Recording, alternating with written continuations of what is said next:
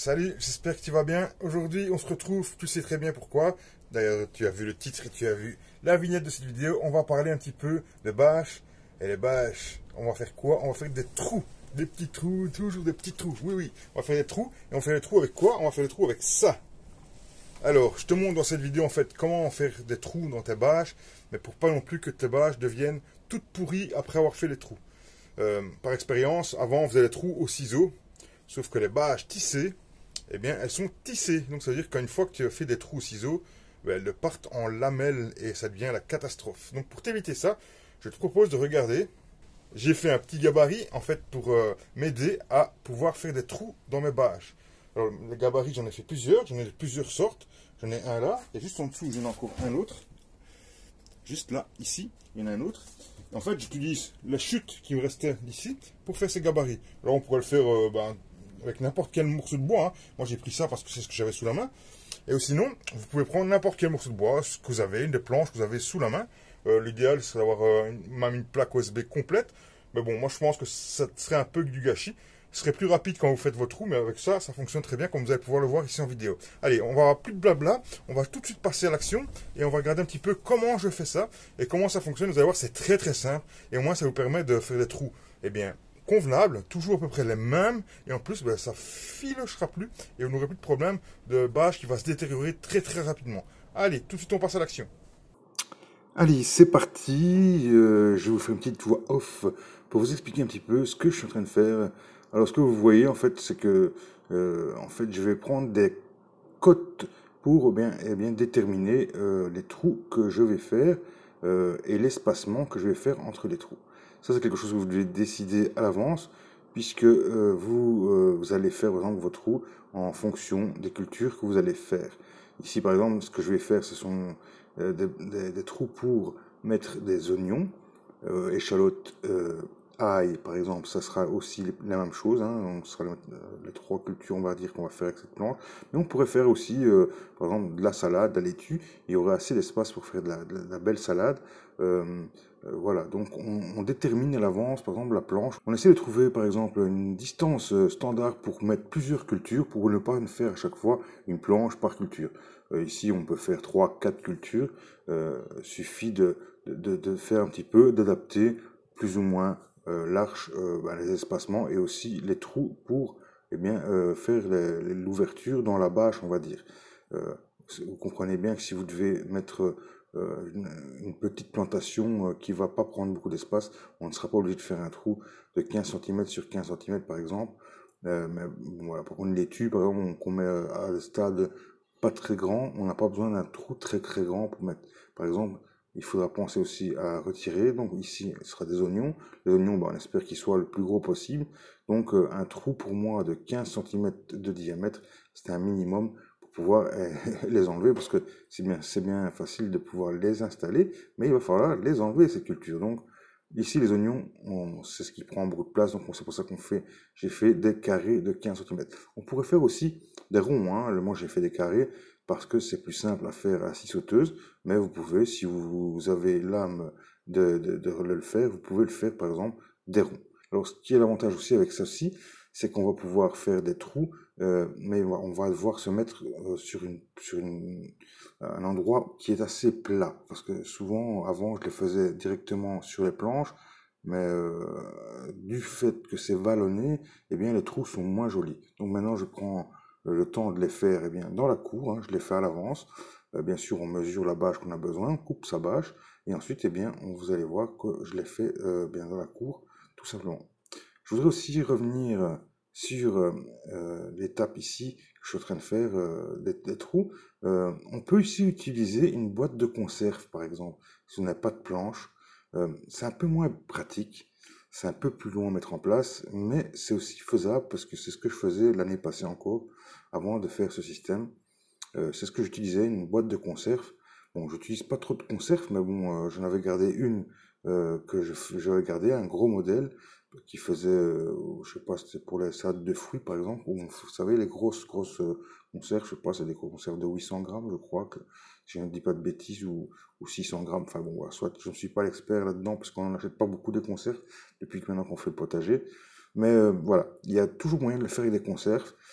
c'est plus embêtant parce que la conserve chauffe et alors il faut une pince pour déplacer et il faut déplacer ben, au fur et à mesure la conserve. Ici, l'avantage c'est qu'on pose la planche et qu'on fait toute une série et puis on redéplace la planche au fur et à mesure. Mais voilà, il y a toujours moyen de moyenner. Avec une conserve, ça marche très bien aussi. Alors, je ne le précise pas, mais euh, vous pouvez utiliser toutes les planches, hein, toutes les planches que vous désirez. Vous pouvez prendre, bien sûr, essayer de prendre des choses qui vont durer dans le temps, éviter tout ce qui est stratifié, ainsi de suite, parce que bon, bah, ça se détériore assez rapidement la manipulation. Mais par exemple, l'OSB, c'est très bien. Bah, ça coûte un peu, c'est ce qui coûte, je pense, le moins cher. Vous pouvez prendre du mélaminé, vous pouvez prendre du panneau de coffrage. Bon, voilà, le panneau de coffrage, je trouve que c'est malheureux parce que ça coûte très très cher. Je crois que c'est 60 € le panneau. Et pour faire des trous dedans, je trouve que ça ne vaut pas la peine. Mais enfin, voilà, si vous trouvez des panneaux de chute, moi, l'idéal aurait été d'avoir une planche qui fasse directement la largeur de notre planche de culture. Mais ici, c'est de la récupération. J'ai décidé de les utiliser comme ça parce que je voyais pas d'autres utilisations que j'aurais pu faire de ces petits morceaux de planche qui font une vingtaine de centimètres de large. Et donc, je me suis dit, tiens, autant les utiliser pour faire justement les trous dans les cultures. Ça faisait déjà un petit moment que je voulais faire cette étape, mais bon, je prenais pas le temps de le faire et je voulais pas acheter des planches exprès, comme je vous dis, parce que bon, voilà, c'est un coût. Et ici, c'est de la récupération, donc ça tombe bien de faire ce système. Et je trouve que c'est vraiment idéal parce que ça vous évite, eh bien, que la bâche s'effiloche. Et donc, c'est vraiment l'idéal. Franchement, les bâches, quand vous coupez au cutter ou vous coupez au ciseau, eh bien, ça devient galère. Au bout d'un moment, elles s'effilochent toutes et ça s'abîme et ça se retrouve eh bien, dans le terrain. Ici, en brûlant, eh bien, le plastique devient collant et ne s'effiloche plus. C'est ça qui est vraiment l'idéal et c'est ce qu'on veut absolument, hein. On utilise déjà du plastique qui n'est pas l'idéal, hein, mais bon, qui permet de pouvoir s'éviter beaucoup de corvées de nettoyage ou de désherbage ou désherbement, enfin, désherbage, oui, c'est plutôt mieux. Ça nous permet de passer un peu moins de temps bien à faire des corvées un petit peu, surtout dans les cultures qui sont longues, hein. Moi, j'utilise vraiment la bâche, les cultures les plus longues comme l'oignon, l'échalote, l'ail, les tomates qui vont durer assez longtemps. Voilà, des cultures qu'on a besoin, eh bien, déjà qui vont rester très longtemps et qui ont besoin d'être assez propres. Euh, mais ici pour l'instant, moi ce que j'ai besoin surtout, c'est vraiment de vite réchauffer mon sol. Et donc là-bas, je vais permettre bien de faire un effet loupe, hein. Et franchement aussi, j'ai remarqué, mais ça c'est grâce à la vidéo de la ferme de Cagnol, c'est un itinéraire que j'avais vu sur leur vidéo. Eh bien, on obtient des meilleurs résultats. Enfin, moi, c'est ce que j'ai remarqué, hein. J'obtiens des meilleurs résultats en faisant mes oignons, mes échalotes et mon ail sous bâche.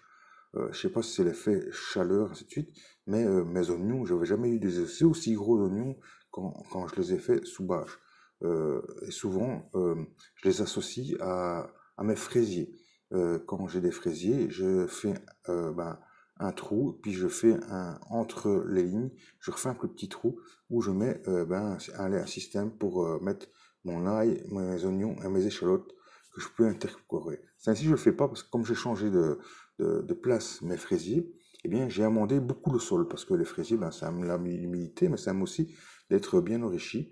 Et donc, j'ai enrichi assez fortement le sol. Tout ce qui est ail, oignon, euh, comment, échalote, n'aime pas beaucoup la nouvelle, les sols qui sont nouvellement enrichis par du fumier, ainsi de suite. Donc, c'est mettre en péril peut-être une culture. Et comme c'est une culture qui est assez longue, on n'a pas le droit, entre guillemets, de se tromper. On aurait pu faire un test, pour essayer, pour voir si on avait vraiment une différence, ou pour voir si ça ne fonctionnait pas du tout. Mais j'avais pas assez, je ne veux pas vous cacher, c'est que c'est ainsi, j'ai vraiment augmenté ma culture d'ail, d'oignons et d'échalotes parce que je me rends compte qu'en magasin, c'est quelque chose qui coûte assez cher. Et je me suis dit, c'est quelque chose de très facile à faire. On n'a presque rien à faire, puisqu'une fois qu'on a planté, pour ma part, je ne vois pas grand-chose à faire d'autre, à part à surveiller. Et donc, je me suis dit, il faut absolument rentabiliser cette culture. Il faut en mettre beaucoup plus, parce que souvent, quand on arrive fin de l'hiver ou fin de l'hiver, début de printemps, généralement, j'ai plus de stock et on doit commencer à racheter, hein. Donc, à cette période, par exemple, maintenant, bon, cette année-ci, j'ai pas encore dû acheter, mais on commence à acheter de l'ail frais, on commence à acheter des oignons, ainsi de suite, et on se rend compte du prix. qui est très très élevé, donc autant être autonome et de conserver, hein, même quitte à les mettre au congélateur, hein, s'il est conservé au congélateur, c'est toujours mieux que de devoir aller les acheter très très cher au magasin. Voilà pourquoi j'ai beaucoup plus Tennessee et que j'avais pas d'oignons ou de bilby à perdre, à mettre dans le fumier. Mais pourquoi pas, si jamais j'aurai l'occasion d'en racheter ou de retrouver, j'essaierai peut-être d'en mettre dans le fumier pour voir si on voit une différence. Comme tu as pu le voir, ça va très très vite. C'est très facile l'utilisation.